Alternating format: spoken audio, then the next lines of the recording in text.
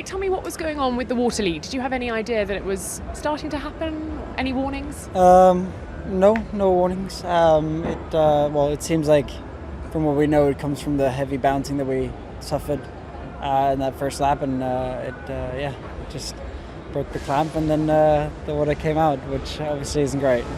So how are you finding the heavy bouncing then? The car obviously not liking it. How are you dealing with it?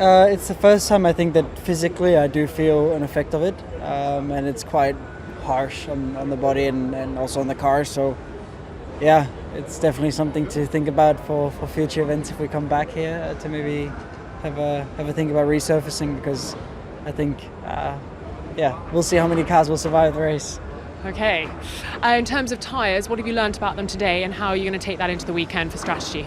Well, I guess this track in general anyways is quite light on tyres, except for obviously the surface temperatures are quite high, but the grip is very low, so therefore the degradation should be not that high in terms of wear, but in terms of tyre temps it should be quite bad. So it will, I think we'll see quite a big difference in terms of the hardest tyre and the softer tyres, so will be interesting to analyze a bit deeper today and see what other cars did and how the tyres reacted for them, and then hopefully have a good overview for the race. How physical is it out there today? Physical? Yeah. Not very physical. Even with the new cars, I was just wondering how it kind of handled physically. No, I mean this is not a physical track. I mean it's very low speed in all the corners and long straights. The most physical is the straights because the cars are so stiff and you're getting shaken up a lot. But no, it's okay. It's a nice track to drive. I like this track. It's it's a street track and it's always just a little more exciting, a little more on the limit. It feels, and I enjoy it.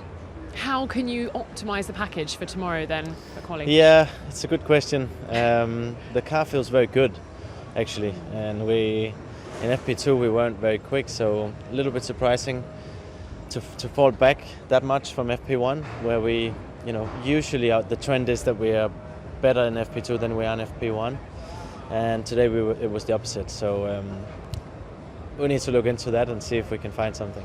Do you feel like it might have been linked to temperatures or something you were trying? Right now we don't really know what the answer would be, and it could be that everyone else just found a whole lot of speed that we didn't find, and it's obviously we don't want to be where we were in FP2, but I'm still positive. This race is a crazy one and lots can happen, so we just gotta stay at it.